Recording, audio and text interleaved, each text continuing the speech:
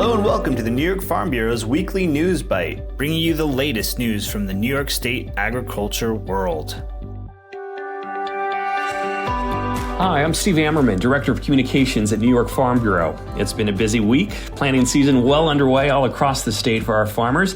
Things also busy for New York Farm Bureau. We joined our partners with Grow NY Farms, a coalition of ag organizations and farms, at a press event at the Capitol today in Albany. That goal to highlight the impact of a lower overtime threshold for farm workers and what it could mean on the business community and local economy. The New York State Association of Counties, the Business Council of New York State, the National Federation of Independent Businesses of New York, and Upstate United called on Governor Kathy Hochul and Labor Commissioner Roberta Reardon to maintain the overtime threshold at 60 hours on family farms. At the event, the group cited the extraordinary challenges that farms and agribusinesses are facing to justify the rejection of the Wage Board recommendation of a 40-hour threshold. One of those speaking today was New York Farm Bureau member Paul Ruskevich, a farmer and county legislator in Orange County. I have heard from family farms and hundreds of businesses those farms support throughout Orange County and across the state. A lower threshold would affect the viability and future of our farms, as well as the local banks, insurers, mechanics, veterinarians, agronomists, equipment salesmen, truckers, and local and pizza and sandwich shops where we often order lunch from. The entire business community would be affected if the threshold were lowered to below 60 hours, and our food banks and the Nourish New York program would too. The Wage Board's 2-to-1 recommendation was clearly premeditated and did not take into account the more than 70% of public hearing testimony asking for the overtime threshold to remain at 60 hours. Business leaders like Ashley Ranslow of NFIB highlighted that small businesses, including our family farms, are facing numerous economic pressures right now, and this is not the time to make labor costs more expensive. The pandemic devastated the small business community, and they're still struggling and suffering. And now they're having to deal with out-of-control inflation, record-high gas prices, supply chain disruption, labor shortages, the list goes on and on. Nearly 1/3 of small businesses have said inflation is their single greatest problem. This is a record since 1980. Even more so, small businesses are feeling very pessimistic about the future. They have said that they do not expect the economic conditions to improve, and they do not see business getting better. This is a 48 record year low for them. The agriculture community is so important to the state of New York. It's important to our economy, it's important to our communities. And for small businesses and small farms, we are insisting that the state stay at 60 hours. Now is the time to focus on lowering costs, making it more affordable. The Wage Board report still has not been submitted to the Department of Labor and Governor Hochul for review and public comment. We'll keep you updated once it has. Now here's Kyle Wallach with a look at what else is happening at the Capitol. Good afternoon. This is Kyle Wallach with a State Policy News Update.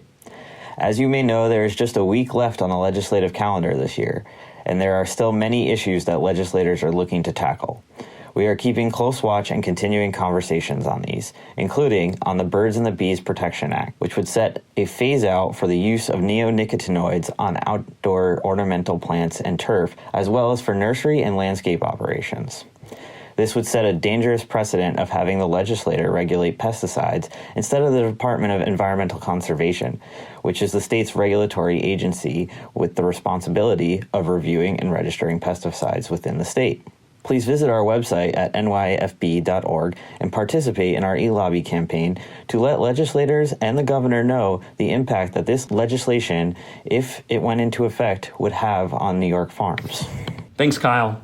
It's important for New York Farm Bureau to continue to build bridges between our farms and urban lawmakers. And earlier this week, we helped King Brothers Dairy in Saratoga County host Assemblymember Kenny Burgos, who represents the 85th District in the Bronx in the state legislature. He was joined by Assemblymember Carrie Werner, who calls the King family constituents.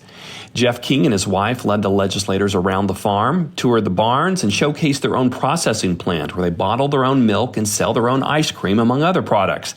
They talked about many issues facing farms today, including labor and regulatory challenges, as well as their efforts that go into caring for their land and animals. Assemblymember Burgos, who serves on the Assembly Labor Committee, among others, said he wanted to visit the King Brothers Dairy because the state has a huge interest in farming, and he wants to make sure policies are in place that work for farmers, workers, and all New Yorkers. I learned a lot today. One, it was a beautiful scenery, just seeing the cows, seeing the farm in itself. But I think just really learning, what it really takes to just produce milk, right? The massive amount of land, the massive amount of water, feed, labor, science, data that goes into all of this really was overwhelming, to think where we've come from farming that you learn in your books as a kid. I think there's always this feeling of divide from upstate New York to New York City. And we have to learn that we really are in this together, that there is that connection no matter how you want to see it. You need a farm like this to be sustainable, and you need a farm like this to thrive. Again, if you want a city like ours to thrive, and vice versa, right? Because these farms need us as consumers. So it's a symbiotic relationship that we have to make sure we maintain, and we need to be aware of it on both ends. So this is why this is so important to connect. I just thoroughly enjoyed it. I appreciate the Farm Bureau, appreciate Jeff and the family here, just seeing the 5 generations of work here, seeing what it's become, seeing what it can be here in New York. It's just exciting. Jeff King appreciated the visit, and he's hosted many tours like this in the past with his brother Jan to help the decision makers better understand the needs of farmers and the impacts of the laws that may be passed.